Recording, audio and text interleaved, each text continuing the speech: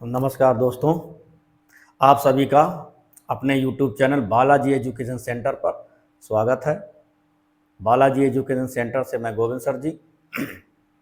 देखिएगा, पिछले पिछले कुछ दिनों से हम आपको हाई स्कूल का पहला चैप्टर अध्ययन करवा रहे हैं, ठीक है ना। तो उस हाई स्कूल के चैप्टर में यानी केमिकल रासायनिक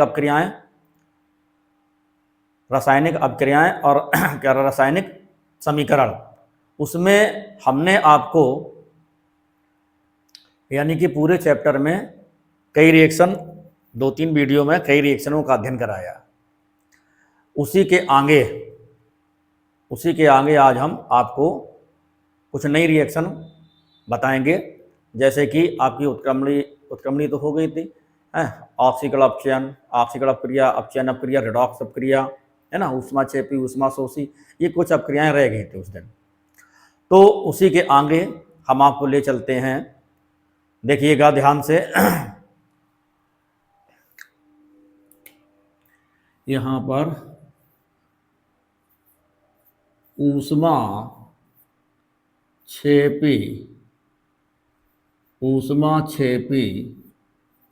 अभिक्रिया,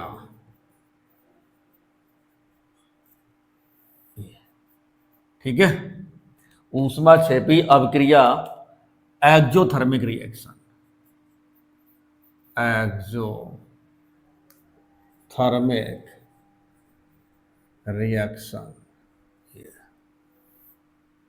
ठीक है। तो ऊष्माक्षेपी अभिक्रिया क्या होती है बेटा? ऊष्माक्षेपी वह रासायनिक अभिक्रिया है ना, वह रासायनिक अभिक्रिया जिसमें ऊष्मा निर्मुक्त होती है, निकलती है। बात समझ में? अभिक्रिया के दौरान ऊष्मा निर्मुक्त होती है, ऐसी रासायनिक अभिक्रियाओं को हम ऊष्माक्षेपी अभिक्रिया कहते हैं। आ रही बात हमारी समझ में? वे रासायनिक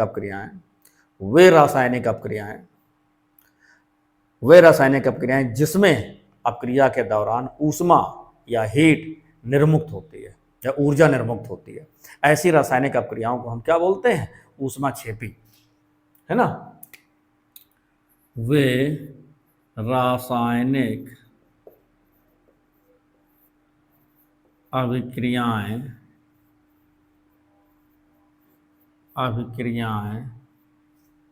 जिनमें ऊष्मा या ऊर्जा निर्मुक्त होती है। क्या होती है भाई? निर्मुक्त होती है, निर्मुक्त होती है, ठीक है। वे रासायनिक अभिक्रियाएं जिनमें ऊष्मा या ऊर्जा निर्मुक्त होती है, ऊष्माक्षेपी अभिक्रिया कहलाती है। क्या कहलाती है? ऊष्माक्षेपी अभिक्रिया कहलाती है, ऊष्माक्षेपी अभिक्रिया कहलाती है ना, ऊष्माक्षेपी अभिक्रिया कहलाती है, ठीक है। समझ में आ रही है आपको? देखो ध्यान से, वह रासायनिक अभिक्रिया जिसमें अभिक्रिया के दौरान ऊष्मा निर्मुक्त होती है, ऊर्जा निर्मुक्त होती है, और ऊष्मा के दौरान, कहना अभिक्रिया के दौरान, है ना, इसको हमें गर्म नहीं करना पड़ता है, ऊष्मा निर्मुक्त होती है, हीट निर्मुक्त होती है। ध्यान से देखिएगा, अब यहां पर जैसे आपके एग्जाम्पल हैं, इसमें ये क्या है भाई? C+O2 बराबर CO2 प्लस मान लीजिए 94 किलो कैलोरी ऊर्जा निर्मुक्त हुई, है ना। ये आपका ग्रेफाइट या कार्बन है।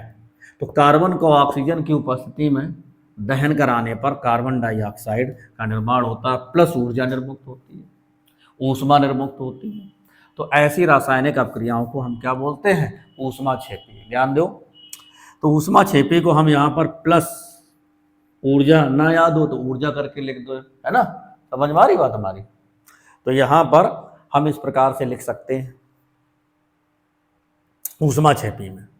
और देखो, जैसे बहुत सारी अभिक्रियाएं हैं, N2 plus 3H2 arrow 2NH3, ठीक, प्लस ऊर्जा, ऐसे भी आप लिख सकते हो, है ना, ये चीज। तो यहां पर प्लस करके ऊर्जा लिखनी है, प्लस करके आपको लिखना है। इसका मतलब होता है कि ऊर्जा निर्मुक्त हो रही है। क्या हो रही है भाई? ऊर्जा निर्मुक्त हो रही है। ये कैल्शियम ऑक्साइड प्लस H2O, इसमें ये चूना पत्थर है। क्या है भाई? चूना पत्थर। इसमें पानी डालो, ये बन जाएगा कैल्शियम हाइड्रोक्साइड, बुझा हुआ चूना, बुझा चूना। आ रही बात समझ में? इतनी चीज आपको समझनी है। तो ये आपका ऊष्माक्षेपी अपक्रिया है। किस प्रकार की अपक्रिया बेटा? ऊष्माक्षेपी अपक्रिया। ध्यान से समझो, समझ में आ रहा है? तो यहां पर ऊष्माक्षेपी अपक्रिया क्या होती है भाई? वे रासायनिक अपक्रियाएं जिसमें, है ना, वे रासायनिक अपक्रियाएं जिसमें ऊष्मा निर्मुक्त होती है या ऊर्जा निर्मुक्त होती है, ठीक है, ऊष्माक्षेपी रासायनिक अपक्रिया कहलाती है।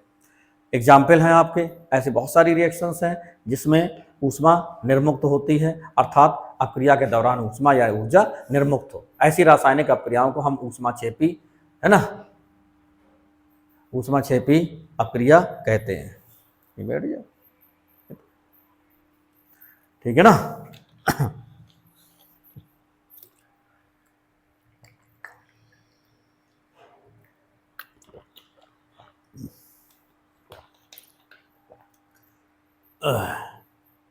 देखिएगा, तो ये आपको समझ में आई होगी बेटा, है ऊष्माक्षेपी अपक्रिया। अब इसी से संबंधित है आपकी ऊष्मा शोषी। कौन सी अपक्रिया? ऊष्मा शोषी अपक्रिया। तो ऊष्मा शोषी क्या होता है? वह रासायनिक अपक्रिया जिसमें ऊष्मा शोषित होती है ना, ऊष्मा शोषित होती है या ऊर्जा को अवशोषित किया जाता है, तब अपक्रिया संपन्न होती है ना। तो ऐसी रासायनिक अपक्रियाएं जो ऊष्मा को ग्रहण करती हैं तब अपक्रिया संपन्न होती हैं। तो ऐसी रासायनिक अपक्रिया को हम क्या बोलते हैं? ऊष्मा शोषी अपक्रिया। ठीक है भाई, क्या बोलते हैं? ऊष्मा शोषी अपक्रिया। तो जस्ट अपोजिट है, इसमें बहुत ऐसा कुछ है नहीं ज़्यादा। देखो ध्यान से, तो वे रासायनिक अपक्रियाएं क्या है बेटा? वे रासायनिक अपक्रियाएं जो ऊर्जा या ऊष्मा को निर्मुक्त करती हैं, है ना, ऊष्माक्षेपी अपक्रिया बोली कहलाती हैं। और वे रासायनिक अपक्रियाएं जिसमें ऊष्मा ग्रहण की जाती है, ऊर्जा ग्रहण की जाती है, तब अपक्रिया संपन्न होती है। तो ऐसी रासायनिक अपक्रिया को हम क्या बोलते हैं? ऊष्मा शोषी। ये आपको समझ में आया? ऊष्माक्षेपी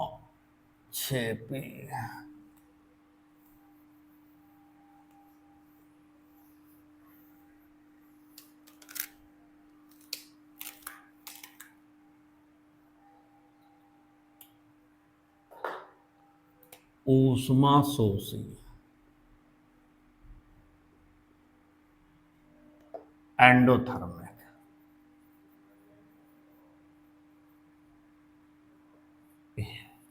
एंडोथर्मिक रिएक्शन, है ना। वे रासायनिक अपक्रियाएं, वे रासायनिक अभिक्रियाएं, वे रासायनिक अपक्रियाएं जो ऊष्मा या ऊर्जा को अवशोषित करती है, अवशोषित करती है ना। बात हमें समझ में आ रही है? तो वे रासायनिक अपक्रियाएं जो ऊष्मा को या ऊर्जा को अवशोषित करती हैं, ठीक है। ऐसे भी बोल सकते हो कि ऐसी रासायनिक अपक्रियाएं जिनको हम ऊष्मा दें तब संपन्न हो, अर्थात गर्म करें, है ना। तो मोस्टली जो रिएक्शंस हैं जिनको हम गर्म करते हैं तब वो अपक्रिया संपन्न होती है। और कुछ ऐसी रासायनिक अपक्रियाएं होती हैं जिन्हें गर्म करने की आवश्यकता नहीं होती, अपने आप हीट छोड़ती हैं, है ना। जैसे अम्ल को जल में मिलाओ, वो अपने आप गर्म हो जाता है, हीट छोड़ता है, एक्जोथर्मिक रिएक्शन, है ना। बात में समझ में आ रही है। तो ऐसी बहुत सारी, जैसे चूने को पानी मिलाओ, अपने आप हीट छोड़ता है, अपने आप गर्म हो जाता है, तो वो आपकी ऊष्माक्षेपी अपक्रिया है। ऐसी बहुत सारी अपक्रियाएं होती हैं जिसमें ऊष्मा देनी पड़ती है। जब ऊष्मा को हम देते हैं तब वो अपक्रिया संपन्न होती है, यानी ऊष्मा को अवशोषित करती है। अरे बात समझना, ऊष्मा को अवशोषित करती है। तो ये चीज़ होती है। जैसे मान लीजिए गर्मी में, है ना, गर्मी में बॉडी टेम्परेचर जैसे हमारा कितना होता है 37 डिग्री सेंटीग्रेड, बाहर का मान लो 40 है, तो शरीर क्या करता है, बाहर से, है ना, हीट को एब्जॉर्ब करता है, हीट को एब्जॉर्ब करता, अवशोषित करता है। तो हीट में और ज़्यादा गर्मी बढ़ जाती है, इसीलिए हमको गर्मी लगती है। अरे बात समझ में। तो ये आपकी एंडोथर्मिक रिएक्शन हो गई। और सर्दियों में का क्या होता है, शरीर का टेम्परेचर तो आपका कितना रहता है 37 डिग्री सेंटीग्रेड, है ना, और बाहर मान लो 10 है, 15 है, तो क्या होता है वहाँ पर कि शरीर से ऊष्मा बाहर निकलती है। बात समझ में आ रही है। तो यहाँ पर एंडोथर्मिक और एक्जोथर्मिक की हम बात कर रहे हैं। एंडोथर्मिक मीन्स क्या होता है, ऊष्मा शोषी, जिसमें ऊष्मा को शोषित किया जाए, और एक्जोथर्मिक मीन्स क्या होता है, ऊष्मा क्षेपी, जिसमें ऊष्मा को निर्मुक्त किया जाए। ठीक है ना। तो इतनी बात आपको समझ में आ रही होगी मेरे ख्याल से, ठीक है भाई। तो ये ऊष्मा शोषी अपक्रिया है। एग्जाम्पल आपका जैसे N2 + O2 बराबर 2NO। नहीं याद है, इसको माइनस करके दिखाओ। ऊष्मा, ये ऊष्मा क्षेपीय अपक्रिया, या इस तरफ दिखाओ तो प्लस करके, ऐसे करके भी आप लिख सकते हो। N2 + O2 प्लस ऊष्मा, उसमें क्या था, उस तरफ प्लस था, यानी निकल रही थी, इसमें ली जा रही है, तब आपका बनेगा 2N। बात हमें समझ में आ रही है। तो इस प्रकार की अपक्रियाएं हैं कि किस प्रकार की अपक्रियाएं हैं भाई, ऊष्मा शोषी अपक्रियाएं। किस प्रकार की अपक्रियाएं हैं, ऊष्मा शोषी अपक्रियाएं। ठीक है ना, क्लियर हो रहा है। तो ये आपकी ऊष्मा शोषी अपक्रियाएं हैं। ऊष्मा शोषी, फिर हम आपको एक बार दोहरा देते हैं। ऊष्मा शोषी अपक्रिया क्या होती है बेटा, कि जब किसी रासायनिक अपक्रिया में ऊष्मा को शोषित कराया जाता है, ऊष्मा ली जाती है, और तब वो रासायनिक अपक्रिया संपन्न होती है, तो ऊष्मा शोषी। और ऊष्मा क्षेपी में क्या होता है, रासायनिक अपक्रिया के दौरान ऊष्मा या ऊर्जा निर्मुक्त होती है, तो ऊष्मा क्षेपी रासायनिक अपक्रिया कहलाती है। ठीक है, इतनी बात आपको समझ में आई। तो ये आपका हो गया। हमने आपको फिर एक बार हम, है ना, फ्लैशबैक में जाकर थोड़ा सा आपको, है, तेजी से सारे जितनी भी हमने टॉपिक आपको अध्ययन कराए हैं उसके बारे में हम आपको बता देते हैं, बिल्कुल फ्लैश स्पीड में। सबसे पहले हमने आपको क्या पढ़ाया था, या इतना चीज़ आपको समझ में आई होगी मेरे ख्याल से। ठीक है, हाँ, फिर ध्यान सुन लो एक बार। हमने क्या पढ़ाया, योगात्मक अपक्रिया। हमने क्या पढ़ाया, विस्थापन अपक्रिया। हमने क्या पढ़ाया, द्विविस्थापन अपक्रिया। हमने क्या पढ़ाया, अपघटन अपक्रिया। हमने क्या पढ़ाया, वियोजन अपक्रिया। हमने क्या पढ़ाया, ऊष्मा क्षेपी अपक्रिया, ऊष्मा शोषी अपक्रिया। बात समझ में आ रही है। तो इतने सारी अपक्रियाओं का अभी हमने अध्ययन कराया है। ठीक है, अब एक कैटेगरी आपकी और रह जाती है, वो भी इम्पोर्टेंट है, और इसके साथ साथ वो है, वो आपकी इंटर में या फर्स्ट ईयर में भी पढ़ने को मिलेगी। देखिएगा,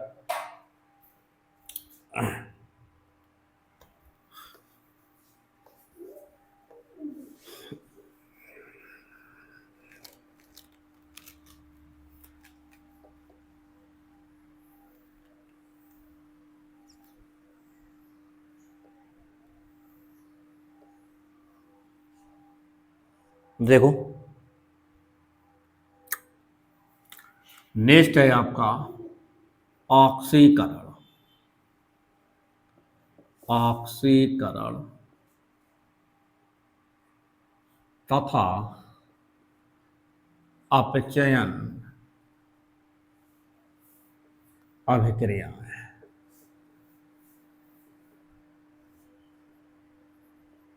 अभिक्रिया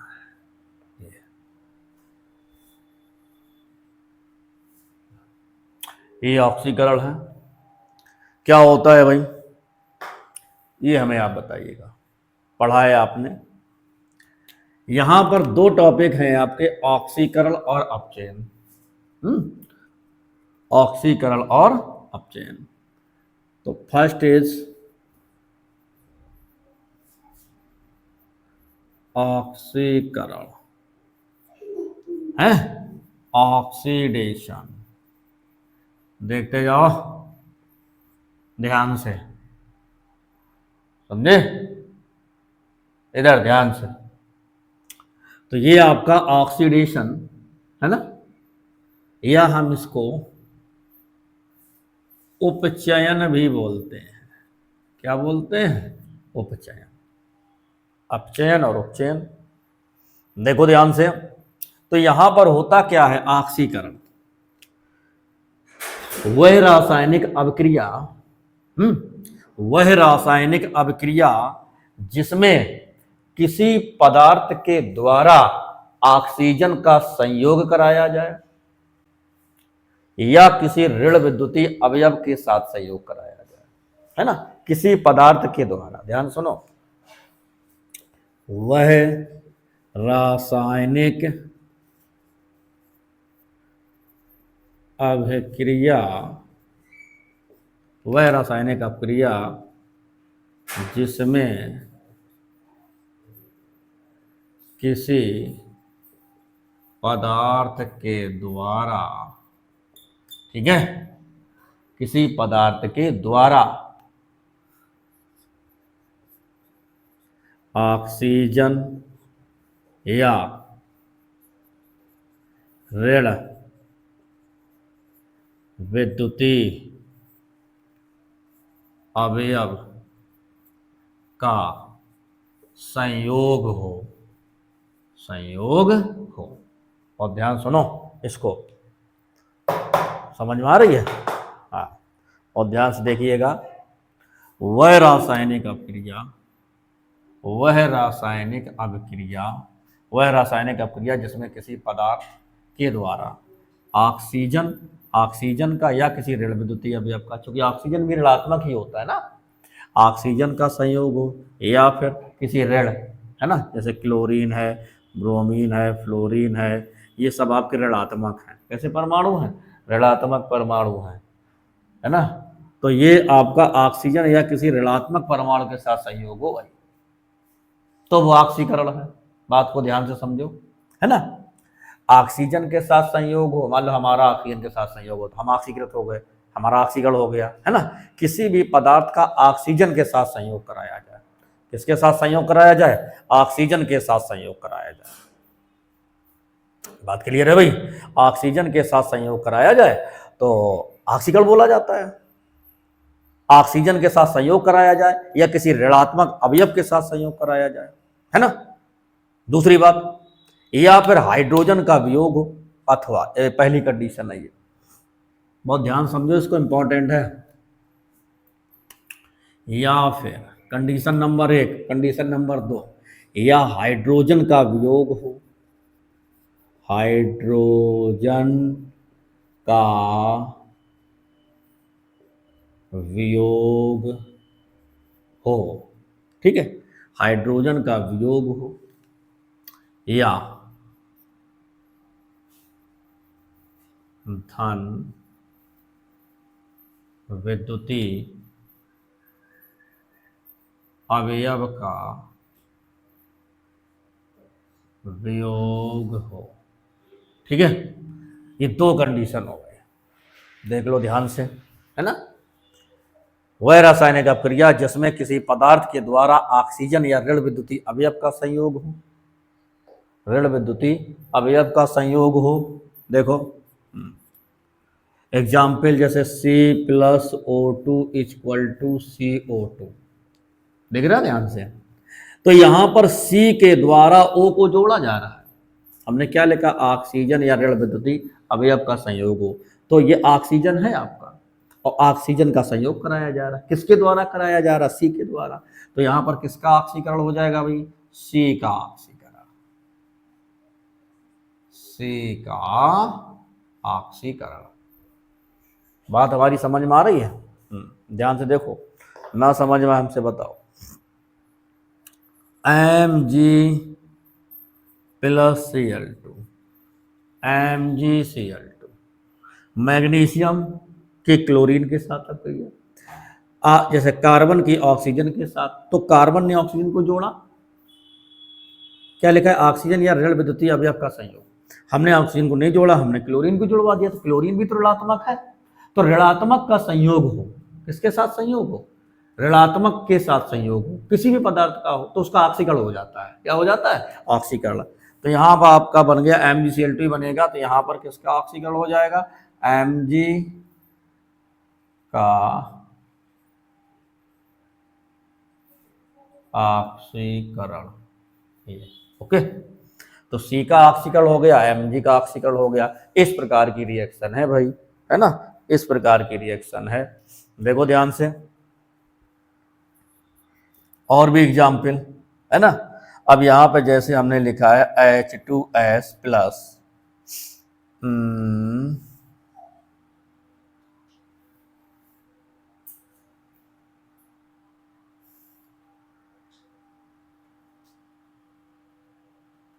Br2, ये H2S प्लस Br2, किसके साथ रिएक्शन, HBr हमने बना दिया 2HBr, एक बचा क्या बेटा S।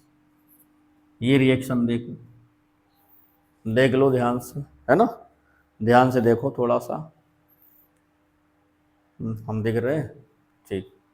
यहाँ पे देखो, तो ये वाली जो रिएक्शन है आपकी, है ना, ये वाली जो रिएक्शन है, इसको गौर से देखिएगा, क्या बोल रहे हैं हम, H2S, परिभाषा हमारी देखो, वह रासायनिक अपक्रिया, है ना भाई, वह रासायनिक अपक्रिया जिसमें किसी पदार्थ के द्वारा, वह रासायनिक अपक्रिया जिसमें किसी पदार्थ के द्वारा ऑक्सीजन या किसी ऋण विद्युतीय अवयव का संयोग हो। तो ये वाली दो इक्वेशन हमने इसमें उदाहरण आपको समझाया, यहाँ ऑक्सीजन के साथ संयोग हो रहा है, यहाँ किसी ऋण विद्युतीय अवयव के साथ संयोग हो रहा है, ठीक है। यहाँ देखिए दूसरी कंडीशन क्या है, यहाँ पे हाइड्रोजन का वियोग हो या किसी धन विद्युतीय अवयव का वियोग हो। तो H2S में से H निकल गया, बचा S, ये लिखा है, H2S में से S निकल गया, ये देखो लिखा है, बचा सॉरी H निकल गया, बचा S। तो H का बाहर निकालना, हाइड्रोजन का वियोग, ये क्या बोला जाता, अपचयन। तो यहाँ पर किसका अपचयन हो रहा है भाई, H2S का, पूरे का, है ना, अपचयन तो पूरे का ही होगा। H2S का अपचयन, ये H2S का अपचयन, बात हमारी समझ में आ रही है। तो ये आपका बेटा H2S का अपचयन हुआ, किसका अपचयन हुआ, तो मेरी बात आपको समझ में आई होगी, है ना, कहाँ तक हम पहुंच गए हैं, फिर ध्यान से देख लो भाई, कि यहाँ पर ऑक्सीकरण जो प्रोसेस है, थोड़ी इंपॉर्टेंट प्रोसेस है, ध्यान समझो। ऑक्सीकरण जो प्रोसेस है, ऑक्सीकरण प्रोसेस क्या है, वह अपक्रिया है, रासायनिक अपक्रिया है जिसमें ऑक्सीजन के साथ संयोग हो या फिर किसी ऋण विद्युतीय अवयव के साथ संयोग हो, है ना, या फिर सुनो ध्यान से, ऑक्सीजन के साथ संयोग हो या किसी ऋण विद्युतीय अवयव के साथ संयोग हो, है ना, ऑक्सीजन के साथ संयोग हो या किसी ऋण विद्युतीय अवयव के साथ संयोग हो, या हाइड्रोजन का वियोग हो या किसी धन विद्युतीय अवयव का वियोग हो, ठीक है। तो ऐसी रासायनिक अपक्रिया को हम क्या बोलते हैं, ऑक्सीकरण अपक्रिया। क्या बोलते हैं बेटा, ऑक्सीकरण। समझ में आया। अब इसी से रिलेटेड दूसरी वाली ऑक्सीकरण हो गया, अपचयन देखिएगा ध्यान से।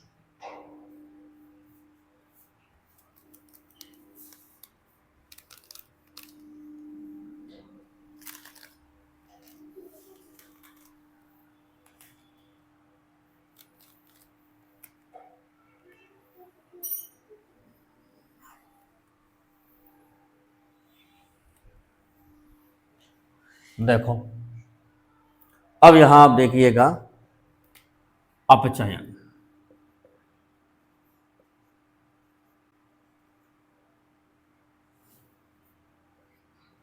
अपचयन, रिडक्शन,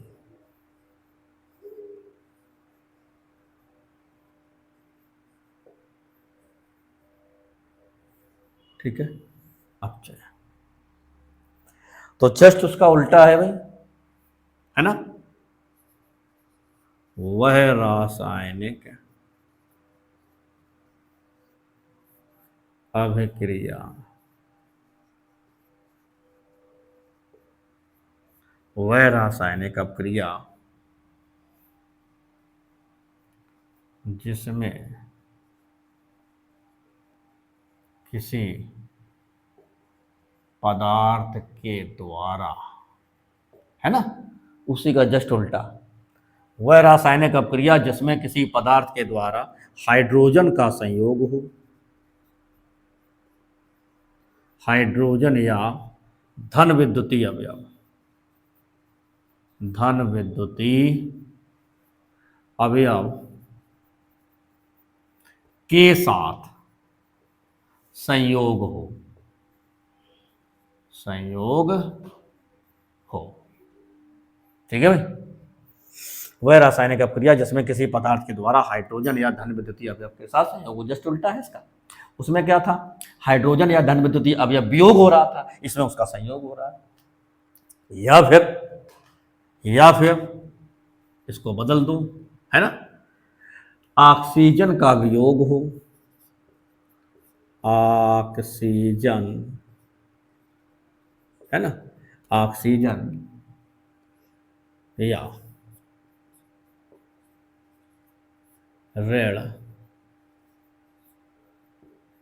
विद्युतीय अवयव, है ना, ऑक्सीजन या ऋण विद्युतीय अवयव का वियोग हो। इतनी बात आपको समझनी है, ठीक है ना। जस्ट अपोजिट, जस्ट उल्टा। देख लो ध्यान से, वह रासायनिक अभिक्रिया जिसमें किसी पदार्थ के द्वारा हाइड्रोजन या धन विद्युतीय अवयव के साथ संयोग हो, ऑक्सीजन या ऋण विद्युतीय अवयव का वियोग हो, जस्ट अपोजिट है। ठीक है, एग्जाम्पल देखिएगा, एग्जाम्पल आप कोई सा भी ले लीजिएगा। यहाँ पर हाइड्रोजन के साथ संयोग हो, जैसे हम कहते हैं CH2Cl2 बराबर 2HCl, देख लो भैया, तो Cl2 ने H2 को जोड़ा तभी तो HCl बना। हम ये भी बोल सकते हैं H2 ने Cl2 को जोड़ा, है ना। अब हम कह रहे हैं Cl2 ने H2 को जोड़ा, तो पॉसिबिलिटी क्या, हाइड्रोजन या धन विद्युतीय अवयव के साथ संयोग। तो संयोग किसके साथ होना चाहिए, हाइड्रोजन के साथ। हो रहा है, किसके द्वारा हो रहा है, Cl2 के द्वारा, तो जिसके द्वारा हो उसी का ऑप्शन होगा। तो यहां हो जाएगा आपका Cl2 का अपचयन, ये ठीक है, CuCl2 प्लस Cu बराबर Cu2Cl2। देख लो भाई, आ रही बात भाई समझ में, है ना। तो यहां पर आपका CuCl2 plus Cu, CuCl2 plus Cu बराबर Cu2Cl2। तो Cu क्या है, धनात्मक, Cl क्या है, ऋणात्मक। धनात्मक का ही तो संयोग हो रहा है, एक Cu है, 2 Cu हो गए, है ना। तो धनात्मक का हाइड्रोजन या धन विद्युतीय अवयव के साथ संयोग, तो धनात्मक का संयोग कौन कर रहा है, ये कर रहा है, तो जो कर रहा है उसी का ऑप्शन होगा। यानी यहां पर किसका ऑप्शन होगा भाई, CuCl2 का अपचयन, ये चीज है ना, Cl2 Cl2 प्लस Cu और Cu2 यानी क्यूप्रिक क्लोराइड, क्यूप्रस क्लोराइड, ठीक है। तो ये चीज आपको सीखनी है, और ध्यान से देखो, अभी तो मान लो बेसिक है आपका, हाई स्कूल के स्टैंडर्ड से है, 11 में और अच्छे से आपको पढ़ाया जाएगा इसको, है ना। तो यहाँ पर जो हमने आपको बताया है कि ऑक्सीकरण क्या होता है, अपचयन क्या होता है ना, ऑक्सीकारक क्या होता है, अपचाय, अभी तो ऑक्सीकारक अपचायक भी, अभी रेडॉक्स प्रक्रिया हम बताएंगे आपको। अभी आप केवल इतना समझो कि ऑक्सीकरण क्या होता है और अपचयन क्या होता है, ठीक है भाई। ऑक्सीकरण क्या होता है, अपचयन क्या होता है, हमने दोनों के आपको एग्जाम्पल करके दिखाया। तो ये चीज आपको समझ में आई बेटा, है ना। यहाँ पर हमने ऑक्सीकरण के भी एग्जाम्पल आपको दिखाए, अपचयन के भी एग्जाम्पल दिखाए, ठीक है। दोनों तरीके के हमने आपको एग्जाम्पल दिए। ऑक्सीकरण, फिर ध्यान सुन लो, ऑक्सीकरण हम आपको बता देते हैं कि ऑक्सीकरण प्रोसेस क्या है। ऑक्सीकरण विधि में मेन देखो, यहाँ पे और भी इक्वेशंस है, जैसे ऑर्गेनिक में आपको दिखाए जाते हैं, ऑर्गेनिक अपक्रियाएं हैं, वहाँ भी हम आपको दिखा रहे हैं। यहाँ पे देखिएगा कि जैसे मान लीजिए ये है, ध्यान देना बेटा, CH3CHO एल्डिहाइड है, ये इसका नाम है एस्टल्डिहाइड, एस्टल्डिहाइड ये, और इसका ऑक्सीकरण करवा दिया जाए ये ऐसे करके ओ के साथ संयोग सीधे, है ना। और ये इन प्रेजेंस ऑफ KMnO4 उत्प्रेरक है ये, तो यहाँ पर CH3CHO और ये वाला OH जुड़ जाएगा तो बन जाएगा आपका CH3COOH, ये बन गया आपका। दिख नहीं रहे क्या? हाँ,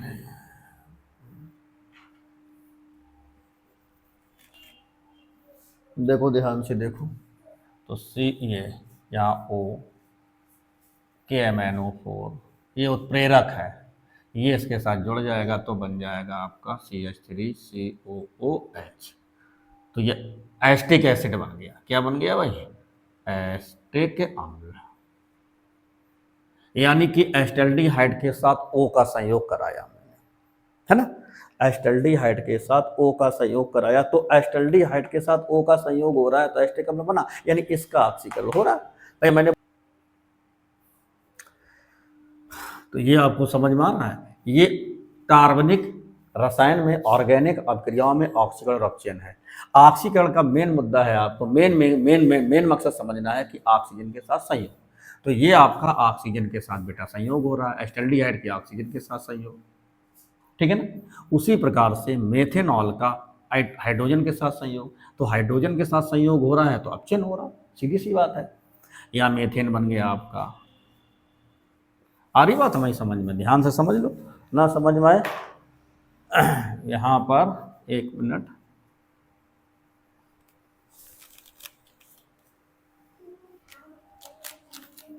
ठीक है। इस रिएक्शन को ये क्या, ऑक्सीजन के साथ संयोग, तो इसकी ये क्या है, ऑक्सीकरण। क्या है बेटा? ऑक्सीकरण, ये ऑक्सीकरण है, और ये हाइड्रोजन के साथ संयोग है, तो ये क्या है, अपचयन। क्या है भाई? अपचयन। आ रही बात समझ में? तो ये आपकी अपचयन हो गई, कोई डाउट? ठीक है ना। तो ये ऑर्गेनिक के भी है, मेन चीज आपको समझनी है। देखो रिएक्शन बहुत सारी आपको मिलेगी, लेकिन यहां पर केवल आपको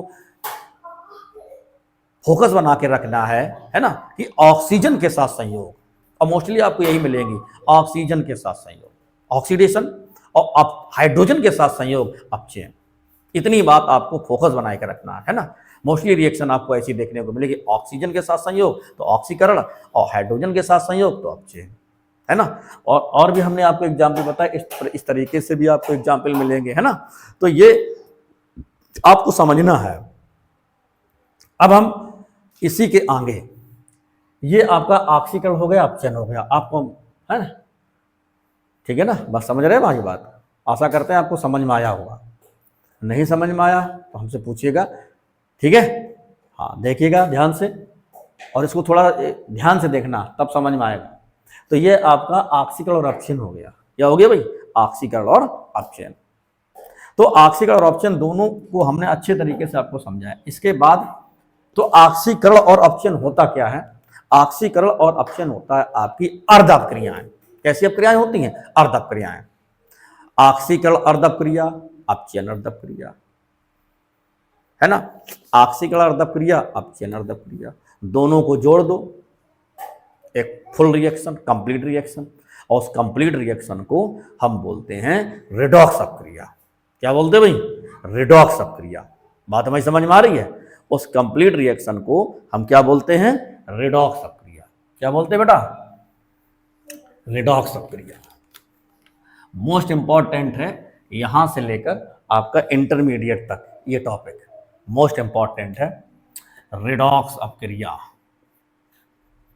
रिडॉक्स अभिक्रिया, ये मोस्ट इंपॉर्टेंट, ध्यान दो इसको, रिडॉक्स रिएक्शन मोस्ट इंपॉर्टेंट है ना। आ रही बात समझ में? तो ये आपका रिडॉक्स अपक्रिया, हमने क्या बोला कि वह रासायनिक अपक्रिया जिसमें ऑक्सीकरण और अपचयन दोनों अर्ध अपक्रियाएं संपन्न होती हैं, उसको हम बोलते हैं रिडॉक्स अपक्रिया। ठीक है, तो आपको ये रासायनिक अपक्रियाएं अच्छे से समझ में आई होंगी। तो मोस्टली रासायनिक अपक्रियाएं जो हाई स्कूल स्टैंडर्ड पे हैं वो मैंने आपको अध्ययन कराया, ठीक है ना। ज़्यादा से ज़्यादा जितनी भी हैं इतनी सारी आती हैं आपकी रासायनिक अपक्रियाएं, तो उसके बारे में मैंने आपको बताया। अब ये रिडॉक्स रिएक्शन है ना, इसको हम देखेंगे, इसका हम अध्ययन करेंगे अगले वीडियो में, ठीक है। अगले लेक्चर में हम इसका अध्ययन करेंगे अच्छे से ज़्यादा तादाद में इसको शेयर करो, बताओ कि रिडॉक्स रिएक्शन पढ़ाई जाएगी, समझ में आ रही? इंपॉर्टेंट है, मोस्ट इंपॉर्टेंट। तो इसको हम अगले वीडियो में आपसे शेयर करेंगे आप पहले से, ठीक है। तो आज के लिए इतना पर्याप्त है, धन्यवाद।